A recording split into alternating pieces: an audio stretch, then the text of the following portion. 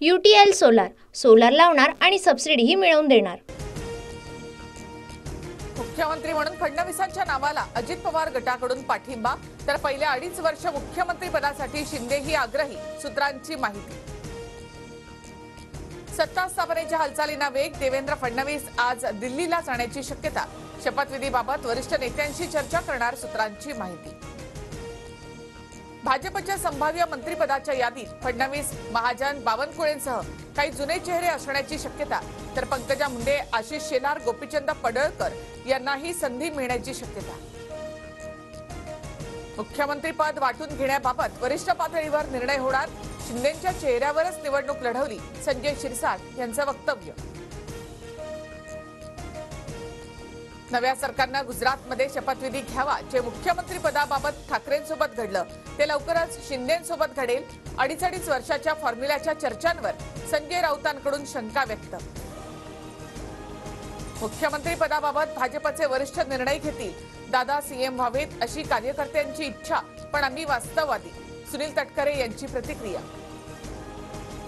मुख्यमंत्री पदासाठी अद्याप आमच्यामध्ये कुणाच्याही नावावर चर्चा नाही, मुख्यमंत्री पदाबाबत प्रफुल्ल पटेलांची प्रतिक्रिया।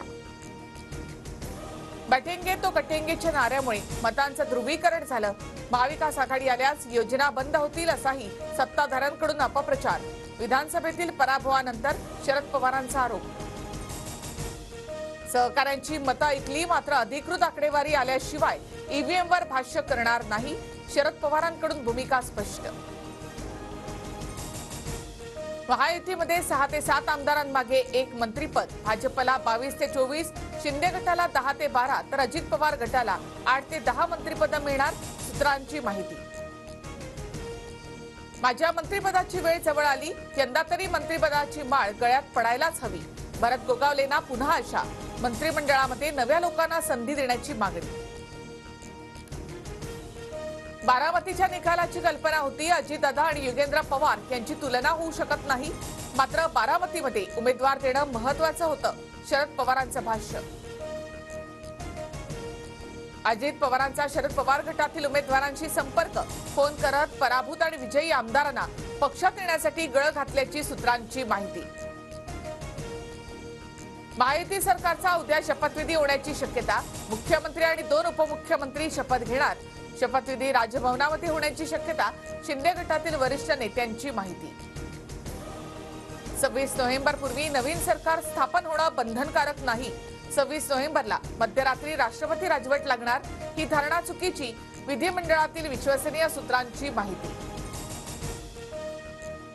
विधानसभेतील फटक्यामुळे मनसेचं इंजिन जप्त होण्याची चिन्ह, मतांचा टक्का घसरल्यामुळे पक्षाची मान्यता रद्द होण्याची शक्यता, माजी विधानसभा सचिव अनंत कळसे यांची माहिती। फक्त अमावस्या पौर्णिमेला राजकारण, पूर्ण वेळ राजकारणामध्ये राहण्याची राज ठाकरेंची इच्छाच नाही, मनसे पक्ष ठेवायचा की गुंडाळायचा, लवकरच जाहीर होईल, गुणरत्न सदावर्तेंची टीका। उपाध्यक्षपदाचा अनुभव घेतला, आता मंत्रिपद दिलं तर बरं होईल, नरहरी झिरवाळ यांच्याकडून इच्छा व्यक्त। सामाजिक कार्यकर्त्या अंजली दमानिया यांच्याकडून राजकीय पक्षाची घोषणा, चिन्हाचा काहीच दिवसामध्ये खुलासा करणार, दमानिया यांची माहिती। जरांगे यांनी माझ्या पराभवासाठी रात्री 3 वाजेपर्यंत सभा घेतल्या, छगन भुजबळांचा आरोप, तर पाडायचं असतं तर मी सभा घेतल्या असत्या, जरांगेंचं प्रत्युत्तर।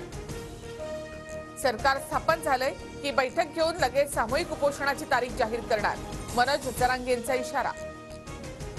लोकांचा विरोध असतानाही बहुमत कसं, दाल में कुछ काला है, चमत्कारामागे कोण, याचा शोध घ्यावा लागेल, निकालाबाबत हायकमांडशी चर्चा करणार, पटोलेंची प्रतिक्रिया। लोकसभेनंतर महाविकास आघाडीमध्ये अहंकार वाढला, विजय नम्रतेनं स्वीकारावा, अन्यथा तो पराभवाच्या दिशेने जातो, सुधीर मुनगंटीवारांचा महाविकास आघाडीला टोला। ऋषभ पंत ठरला आयपीएलच्या इतिहासातील सर्वात महागडा खेळाडू, ऋषभ पंतसाठी लखनौने तब्बल 27 कोटींची बोली लावली। पंजाब किंग्सची तिजोरी उघडली, श्रेयस अय्यर आणि अर्शदीप सिंग मालामाल, पंजाबकडून श्रेयस अय्यरला 26 कोटी 75 लाख, तर अर्शदीप सिंगसाठी 18 कोटींची बोली। UTL सोलार लावणार आणि सबसिडीही मिळवून देणार।